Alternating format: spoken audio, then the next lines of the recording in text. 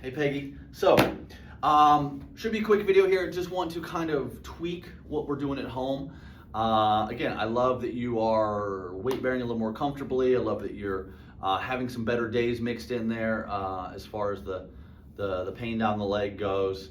I think overall, just continue to work on strength is going to be the thing that catches everything else up.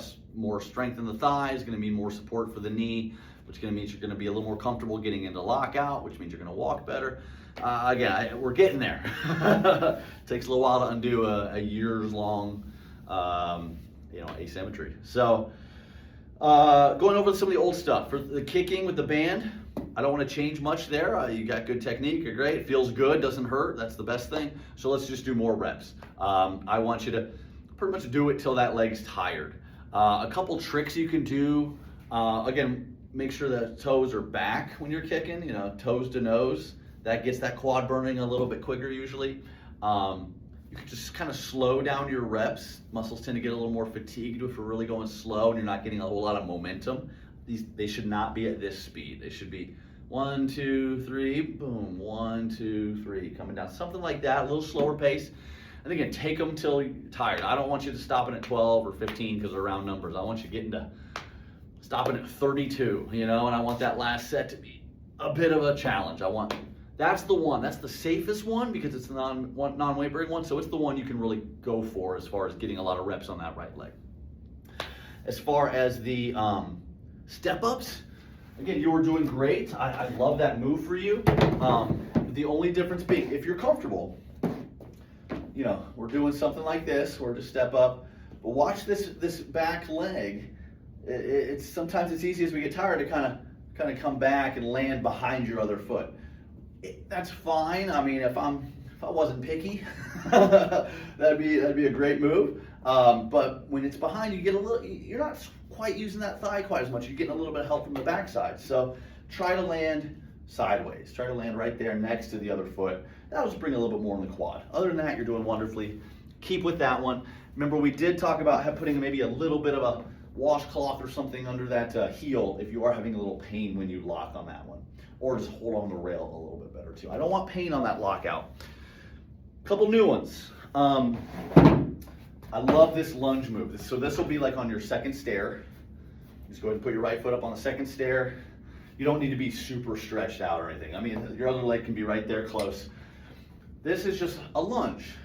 You do not trust this knee to get too far forward. You're stopping about here. I want you to really work on getting that knee past the toe. Remember, that's not illegal anymore. We can get that knee past that toe. What this does is put some good tension in the quad. You're gonna be comfortable because we're not gonna go to lockout. You're not gonna lock that knee ever. We're gonna stay kind of in this bent knee zone. So there's tension in the quad the whole time. And I want you to just work on going deeper. This is the stretch. This is getting more motion, and just trust. I love this move when we don't trust a leg. So by just repeating reps here, you'll start to just weight bear more on this right side, and it should carry over into walking. So I don't really have reps or time frame there. Again, maybe start do a minute's worth, maybe pick a number, pick a random 20 reps. I don't care. Just do it, start doing it, report back later. We'll figure out how we need to change that. I'm okay if you want to quit doing the sit to stands. Remember, we did those with a little bit of stagger. You can keep doing them if you'd like. The lunges are kind of close, so there's a little bit of carryover there. So if you want to keep doing the up and downs with that right leg back, be my guest. But I'll tell you what I really wanted to change today was just, again, you're having the most discomfort standing.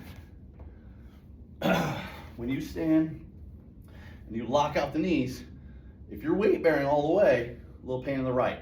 So we know we want to lock out, so we have a couple options. Do we change our angle here? We put a little something under the heel, so now we can lock out with no pain? Or do we take a little weight off and do it? So I want you to play around with that. I want you to be able to lock your knee with no pain.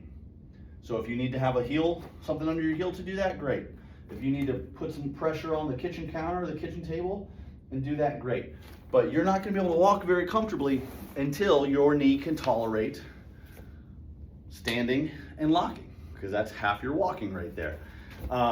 Again, the strengthening that we're doing in the thigh is hopefully going to get us there sooner, but I'm also a big fan of just working on the mechanics too. So this isn't a no pain, no gain sort of thing. If you're doing that and it's uncomfortable, you know, change it up. I want you to be able to lock out pain-free while standing on it.